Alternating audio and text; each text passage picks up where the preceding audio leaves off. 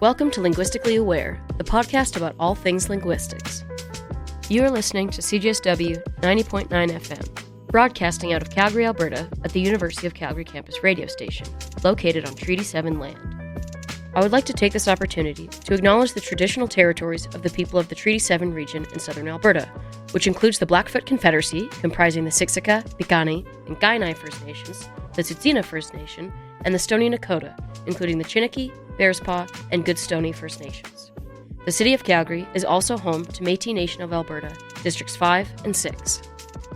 My name is Brooklyn Shepard, and I'm a PhD student in linguistics at the University of Calgary. In this conversation-based podcast, I sit down with linguists, or language experts, to talk about the ways language and linguistics interacts with our daily lives. This episode is the second part of a two-part interview with Cheryl. Cheryl's a current master's student in linguistics here at U of C, and she's here to tell us about her current research. In our last episode, Cheryl talked about her current master's thesis research and how contrastive inferences are perceived by adults and children. For example, in sentences like Sally and Bill were in a store and wanted a snack, Sally bought candy, the participants in the study are then asked, did Bill buy candy? The goal here was to see if participants would say yes, no, or I don't know. That is, most adults were expected to say either no or I don't know, no being an appropriate answer because if both Sally and Bill bought candy, then why did the speaker only specify Sally?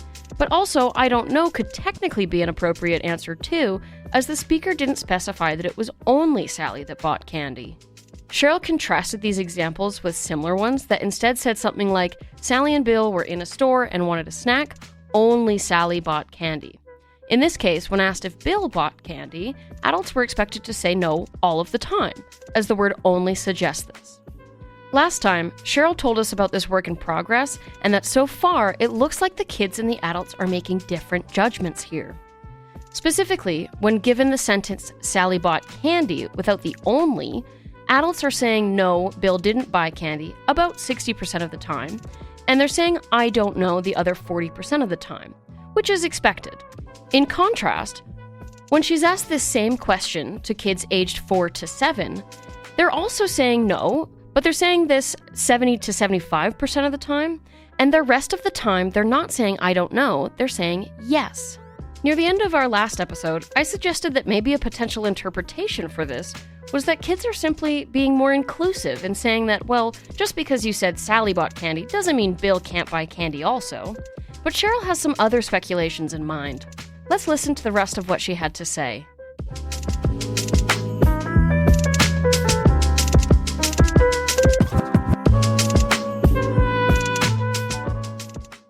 Theoretically, what we would call this is children are more willing to accept a weakly exhaustive interpretation, which basically means they'll allow for both to do the task, whereas adults prefer strong and at best intermediate exhaustivity. So strong exhaustivity in this context would be a no answer.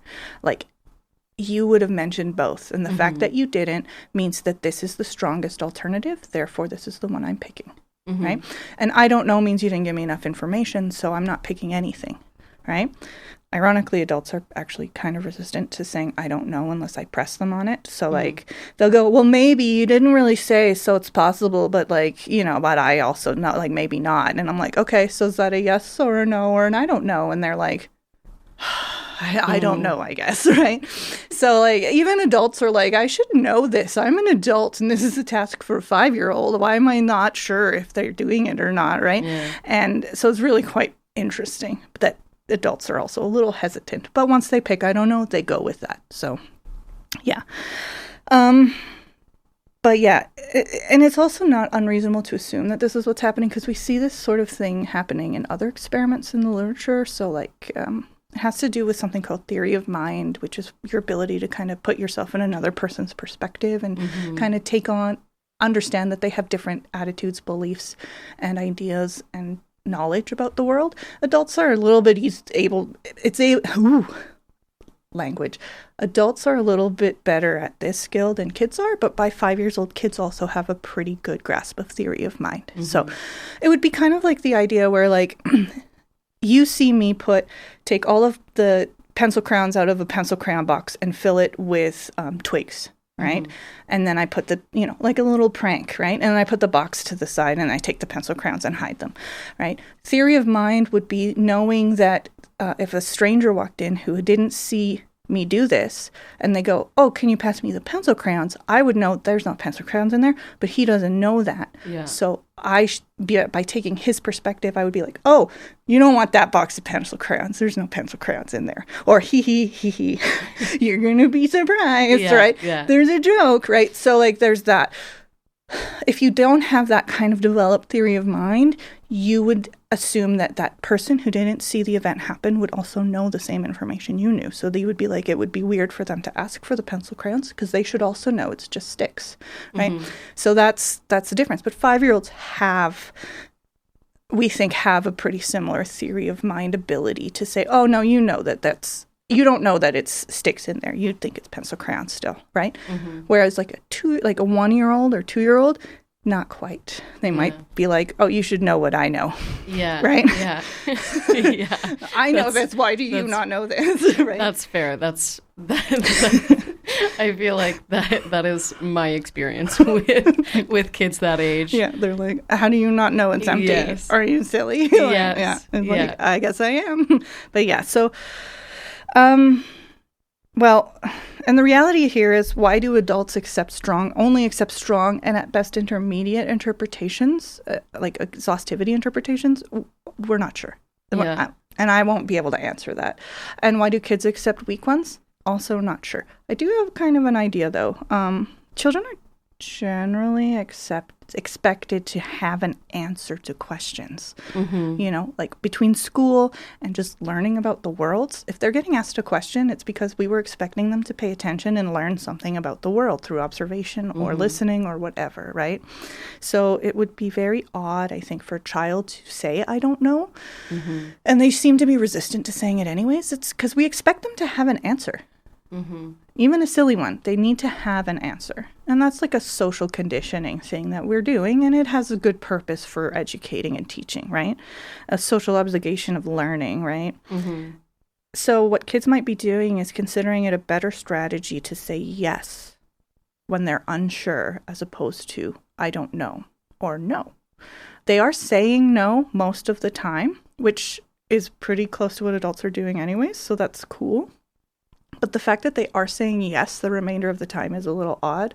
And the reason for that is that saying both, basically, like saying yes, they're both doing it. They're both going to school on a bike. They're both walking to the pool. They're both buying candy, right? It allows you to be less wrong than saying no or I don't know. I don't know, you're not picking an answer, which they're not supposed to do. Yeah. But saying no when you're not sure, that's kind of picking one.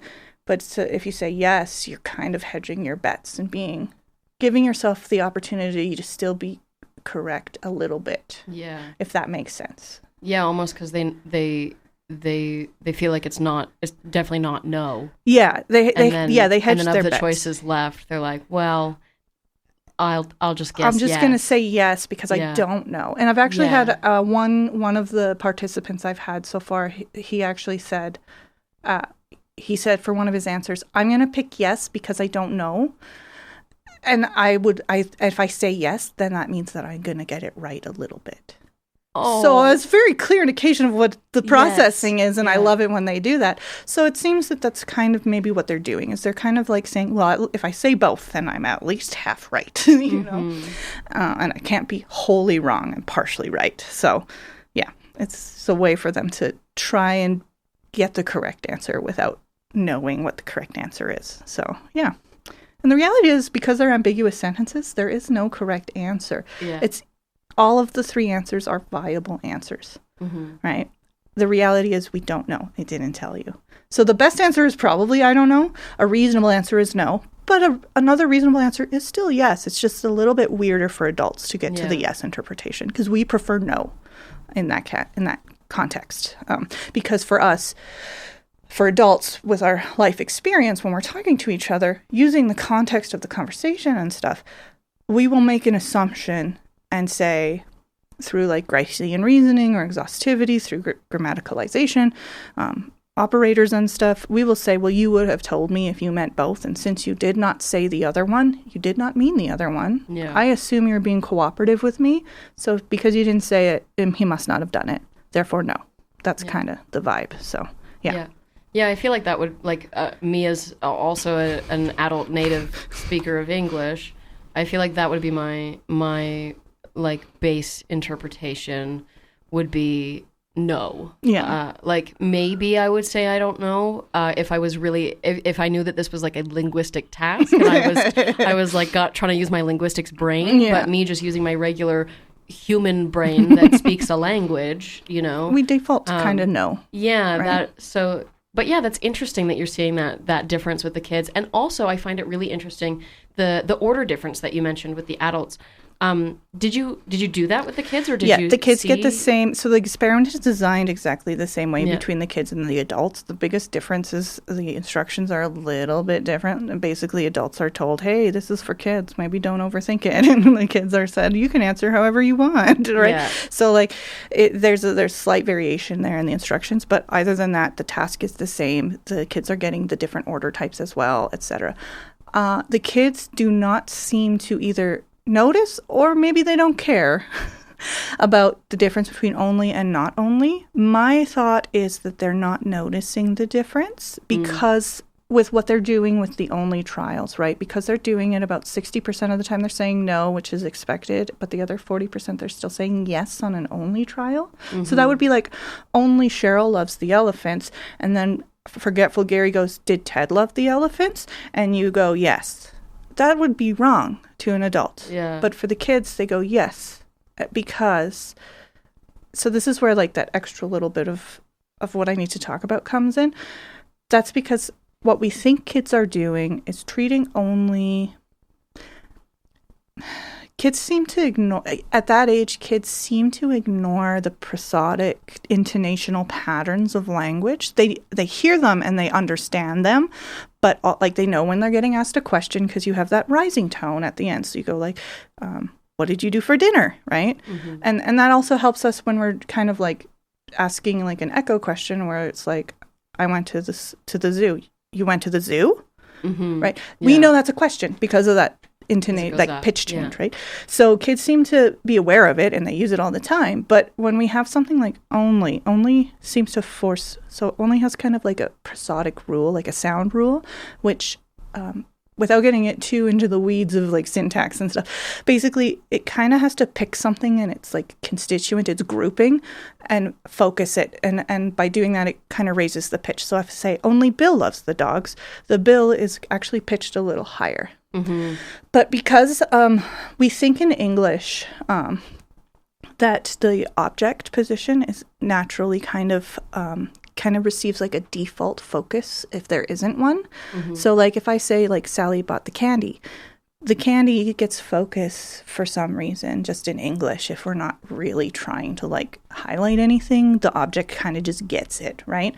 So if I have only Bill likes the candy, we still have a little bit of a rise at the candy. It's not as dramatic as like a question, right? Mm-hmm. But it's still a little bit focused, even when we're focusing Bill as well. So like what seems to be happening, and this has been expressed in other bits of research on only with children, is that they kind of take that only and they kind of move it after they hear it to wherever it fits best for them.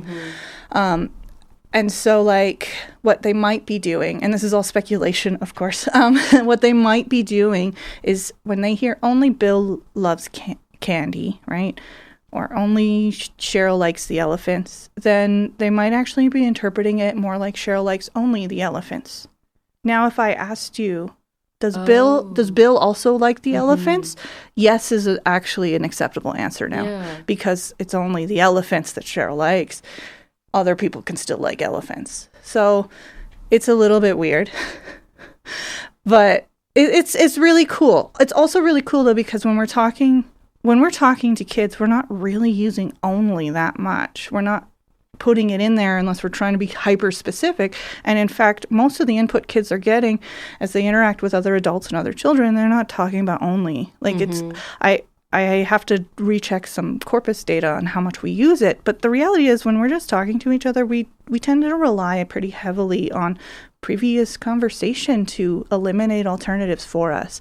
So we don't really say that unless we need to be kind of condescending or hyper-specific, right? Yeah. Because if I say, you know, oh yeah, Cheryl in Brooklyn were doing a podcast, like, then you could be like, oh, well, was Fred doing a podcast? And you'd be like, no.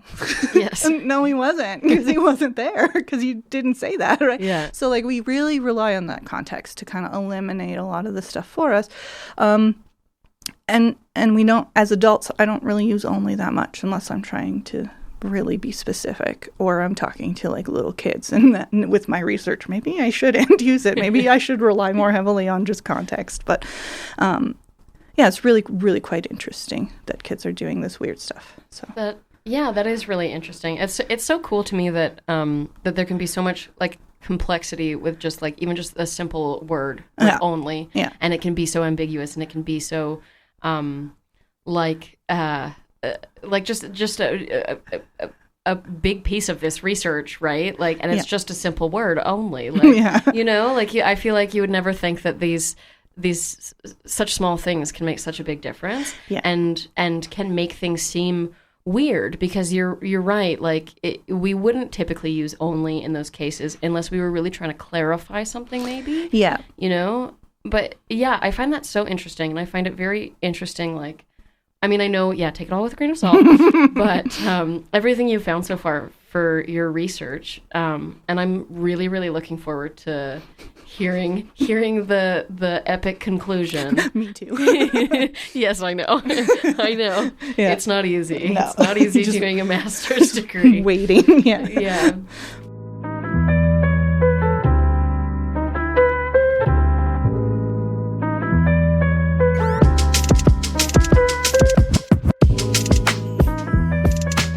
You're listening to Linguistically Aware, broadcasting on CJSW 90.9 FM on Treaty 7 Land. Listen to this episode or any other episode of Linguistically Aware in full at cjsw.com or Apple Podcasts. Just search Linguistically Aware. If you'd like to learn more about linguistics at the University of Calgary, be sure to visit our website, calgarylinguistics.ca.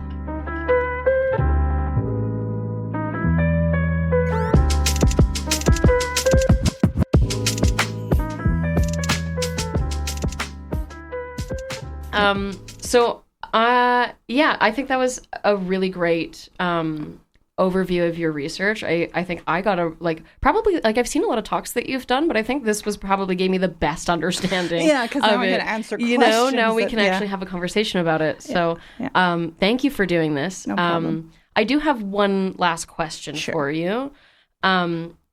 Which I think is a fun question. I don't know if you agree, but I think it's fun. Okay. And this is not so much related to your research, but just because, you know, I know you're very involved in the linguistics community here at U of C.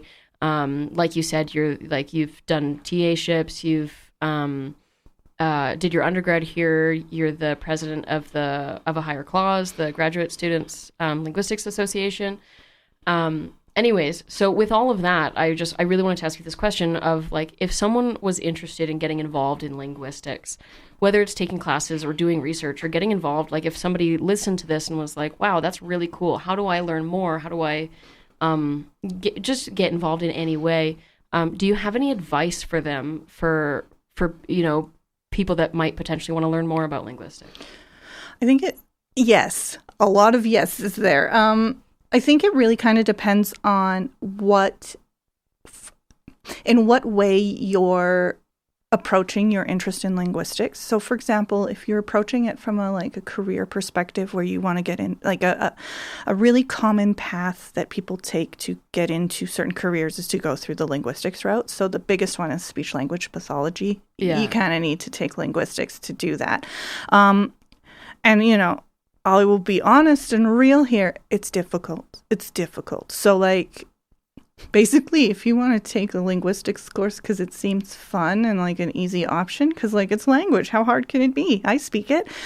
In fact, any course at the university that offers a pass session for the intro course is probably a lot harder than you think. Yeah. So I know, like Linguistics 201, we have a pass session because that's all the fundamentals of of linguistics, right? So you're learning all the basics, which I think, and hopefully from this podcast, people will start to learn a little bit more about linguistics. But I think one of the reasons why it's perceived as difficult as it is because it's not what people are expecting. No, exactly. It's like kind of like, what's the joke? I got into linguistics because I didn't want to do math. And then you get into higher level like semantics, which is basically, semantics is the field of study of meaning. So basically, that's semantics, but basically that sounds like really fun and kind of like whimsical and like interesting. It's logic and lambda calculus. Yes. So like if you get into formal semantics, it's just lambda calculus and logical operators and formal semantic languages. So if you've taken like Logic 1 or at the university in philosophy, you're really equipped for semantics because that's all it is. But like or like phonetics, that's physics and wave theory. So there's a lot of math there. And like stats is part of everything we do. So like it's, one, don't get into linguistics if you want to avoid doing math because you're not going to get out of math. I'm sorry. But also like it's tough. But the reality is that if you're into something that requires abstract thought, because the coolest part, in my opinion, about linguistics is that tomorrow someone could come up with groundbreaking technology or a really cool new theory that explains things better, and we have to drop all the theory we've been talking about and pivot and learn something new. Because it's still kind of a green field in science. It's pretty new. In fact, the father of linguistics is still kind of kicking. Still alive. Chomsky's still kicking. He's kicking a little bit quieter these days because he's 94 or something. But it's like compare Chomsky and his age right now, and when he was when he was doing all his work, or in the in his heyday, let's say, compared to like someone like Isaac Newton or something who really did a lot of math and physics and other sciences like that happened hundreds of years ago. So we're still like.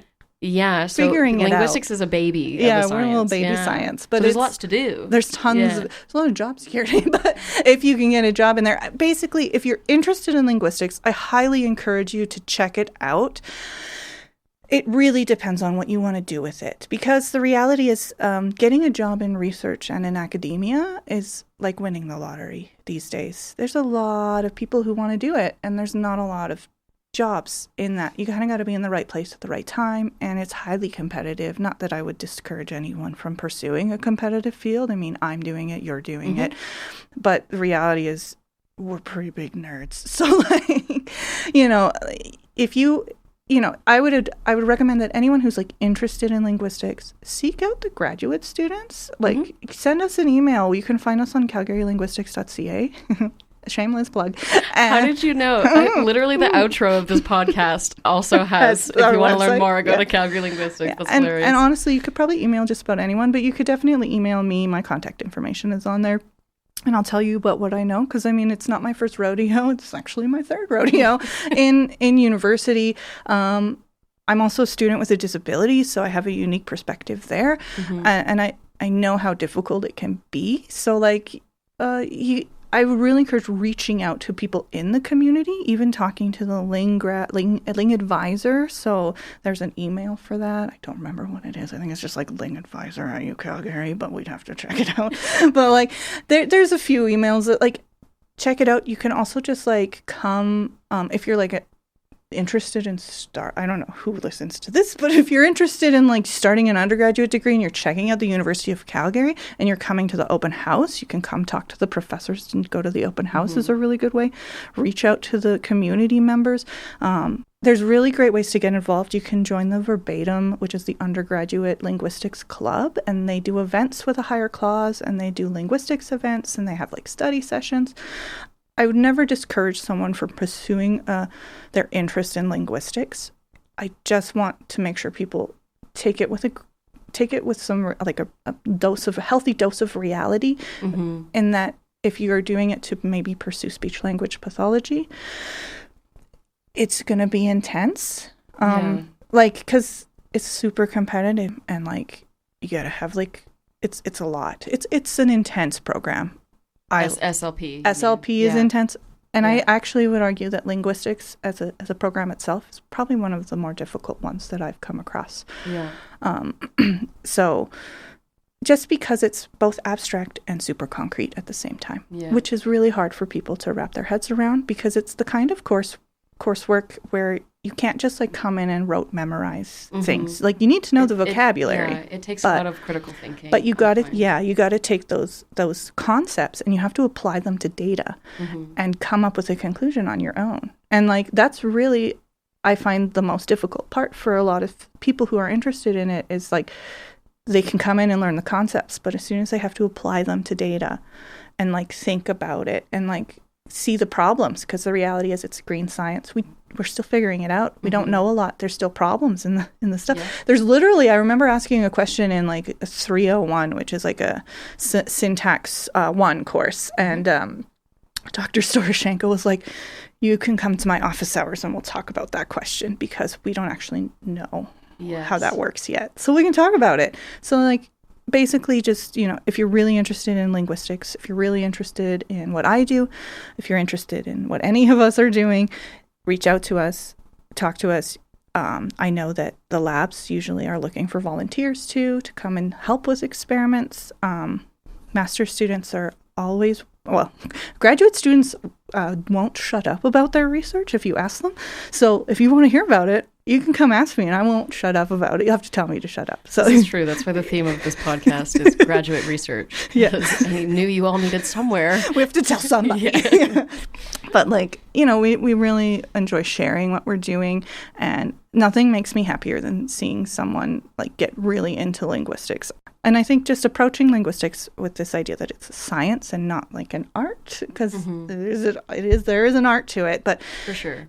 It's a science. It's a major science. It's a lot of math, and it's really fun, but it's not for everyone. And so like, try it out and talk to people and get involved in the community and see what you think. And then and then be prepared to do a lot of thinking and really engage. So that's my opinion. But and I agree. Like, linguistics it is hard. It's not what people expect.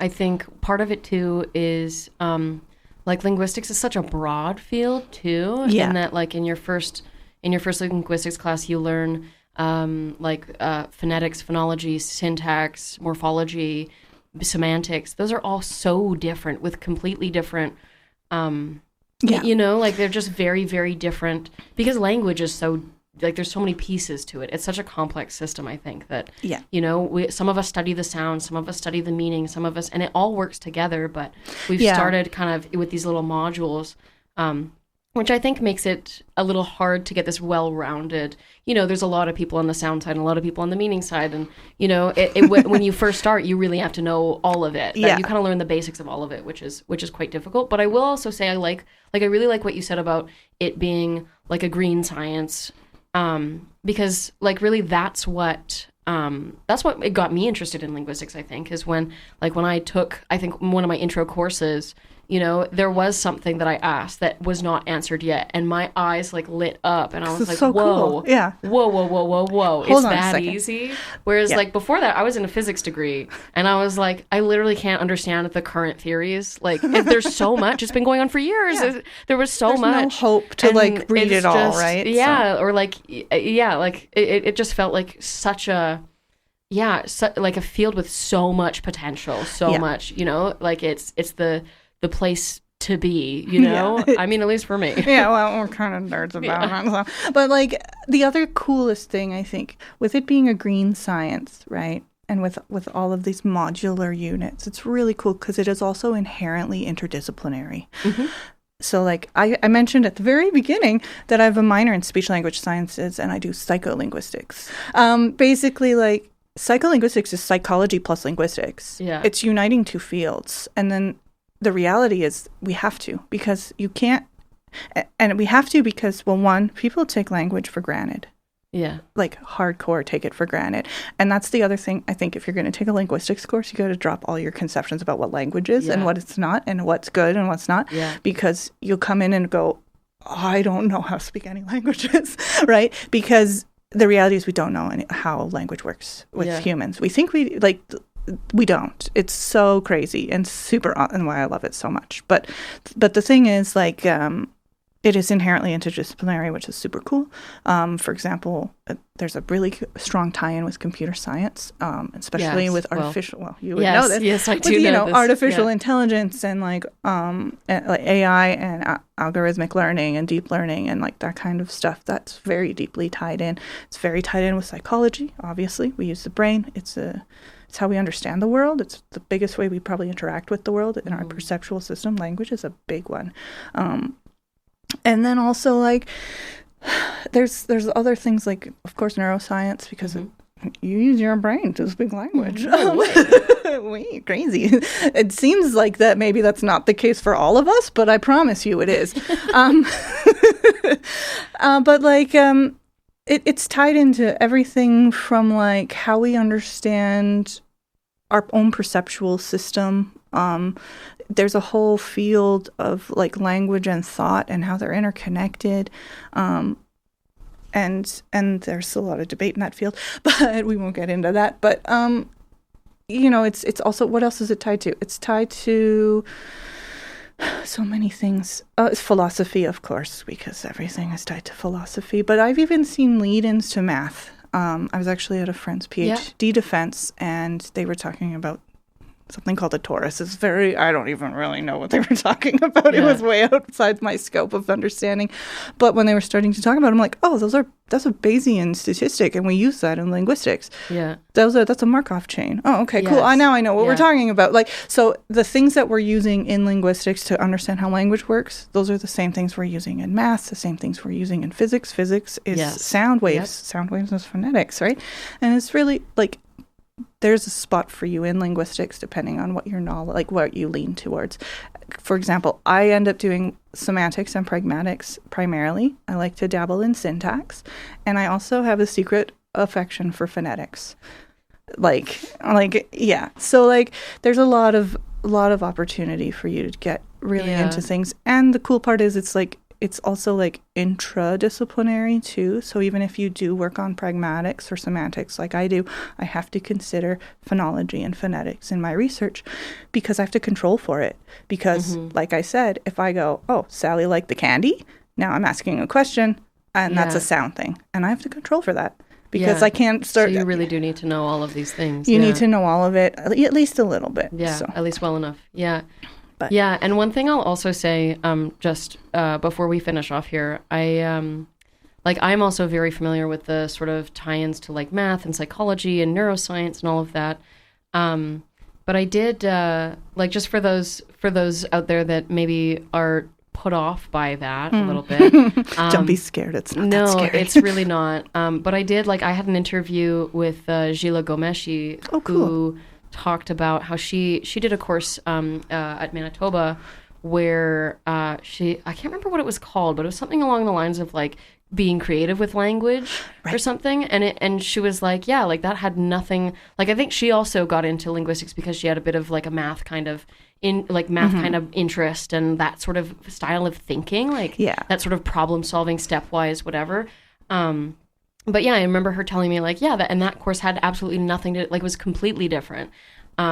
So like there are things like that out there too, which I think is interesting. Or right now, actually, I'm TAing for language and advertising too. Oh, cool. Yeah. Which is also just like a little bit more of a, I don't know, maybe a bit more of a practical application of a lot of these things. We've talked about how sound symbolism and stuff can help you name your brands and create your slogans.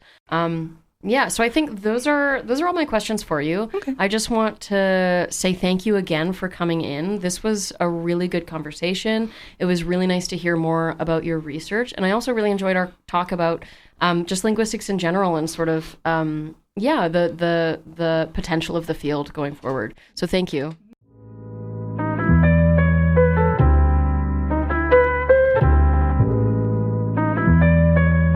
Thanks for tuning in to this episode of Linguistically Aware. We hope you enjoyed our deep dive into the fascinating world of linguistics. If you'd like to learn more about linguistics, please visit our website, calgarylinguistics.ca. Until next time, keep exploring the beauty of language.